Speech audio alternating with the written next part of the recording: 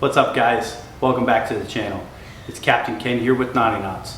What we're going to be going over today is how to properly spool your spinning cast reel using braid.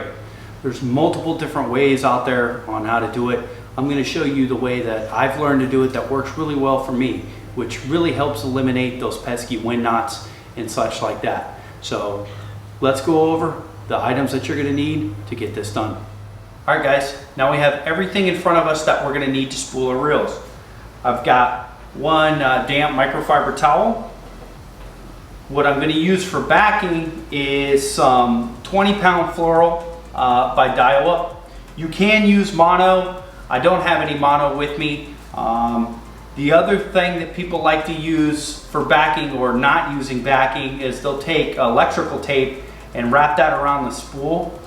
The reason why you want to use fluoro or mono even on a braid ready reel, because even that rubber band that goes around that they call for braid ready, the glue and stuff can go bad over time and still cause your line to slip, and you don't ever want that to happen when you have a fish on. So the way that you know that you can prevent it, use mono or use fluoro for backing.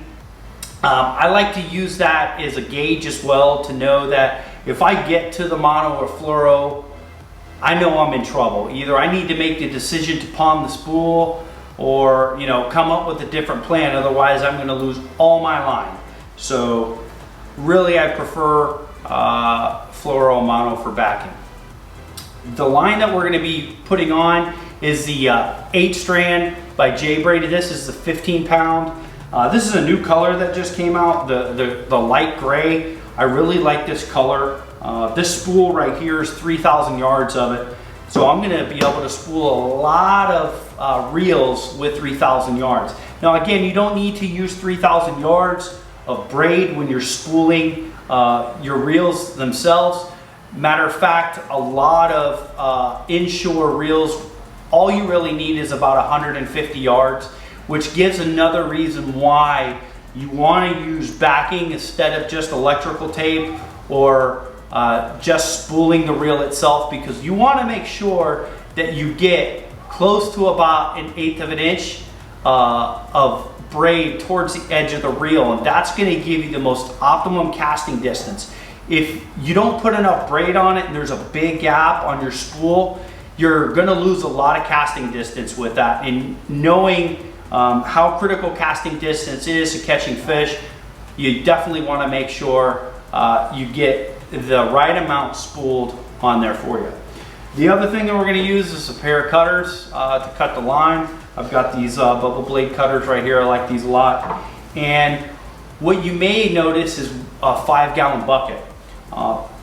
This is the way that I prefer to do it. It really makes it less likely for you to have wind knots and tangles and twist in the braid, because braid can actually twist while you put it on if you don't put it on correctly.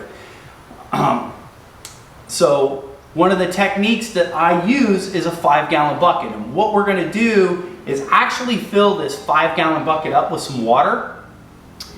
Then after we put our backing on, we tie our line to leader knot.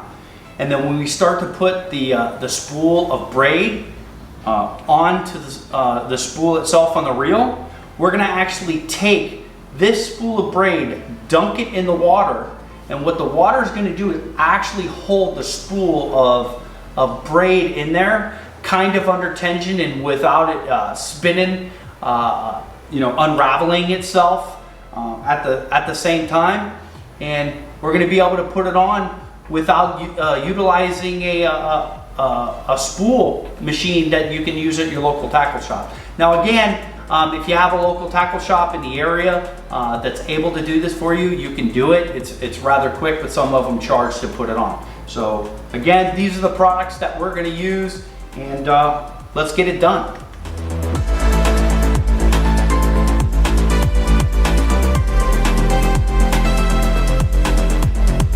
Alright, so now what we're going to be doing is securing this fluorocarbon backing to this brand new Daiwa BG MQ.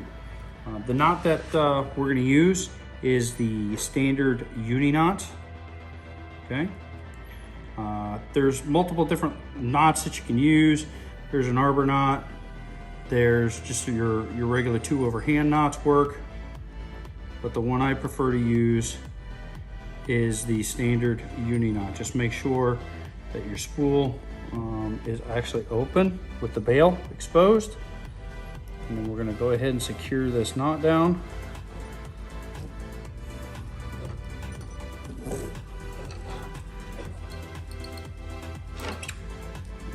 Pull it nice and tight. And as you can see in there, it's in there nice and tight. After you do that, you're gonna have this tag in. Go ahead and take these scissors and cut that tag in nice. All right, now that we got the backing secured to the spool, you're gonna go ahead and close your bail. And then the amount of backing that I at least like to use is at least 2 full revolutions, depending on the size of the braid that you've got, to make sure that you fill your spool all the way up. Go ahead and check your manufacturer specs to see how much line capacity it actually has in that pound braid that you're using. And then you can kind of do the math on the size of the fluoro or mono that you're using for the amount of capacity that you need. Now that I have the 3,000 yard spool, I know I have an abundance amount of braid that I'm gonna use, so I'm just gonna put at least 2 revolutions, meaning, and what I mean by revolutions, while I'm sitting here spinning this, you can see until it basically covers the spool. So I'm gonna keep spinning it.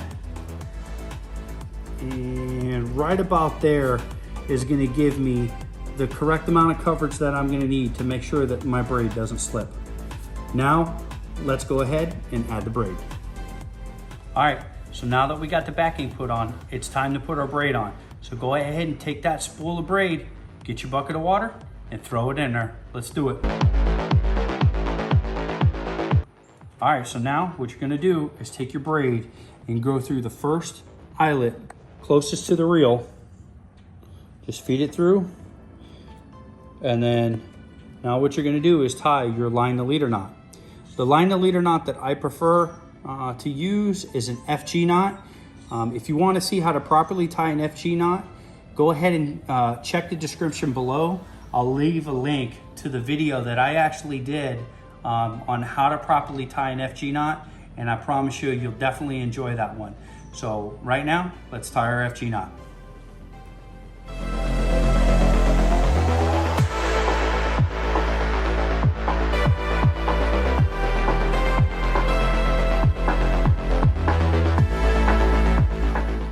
All right, so now we got the line secured to the backing. The reason why I prefer to use the FG knot over uni knot or double uni knot, it's very, very slim line knot, and I'm really comfortable tying it, and you as well will be comfortable if you go ahead and watch that video. Speaking of that, if you're getting anything out of this video, please go ahead and leave a like, and please subscribe, as that really helps grow this channel. And go ahead and leave a comment on, is there a certain way that you like to spool your reels, or what type of knots that you prefer to use instead of the FG knot. So now what we're gonna go ahead and do is take that damp microfiber towel, and we're gonna go ahead and stick it right here on the rod. What that's gonna do is keep tension. Now I'm gonna go ahead and start spooling my reel by cranking it, and as you can see in here, you'll be able to see that the actual spool itself will stay upright if you use the water. And it sits there and spins it through. Really, really cool.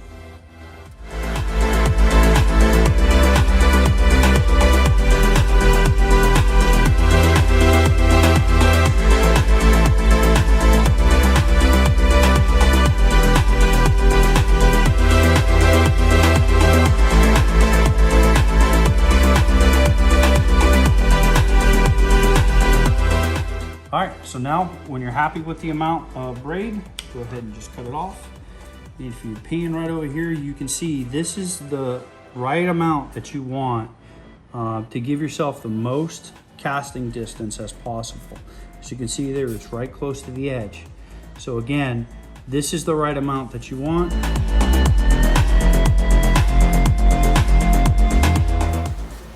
All right, guys, so that's how it's done. That's how I prefer to spool my reels when I don't have a machine. And again, I would really like to hear, what type of knots and how you guys have your reels spooled.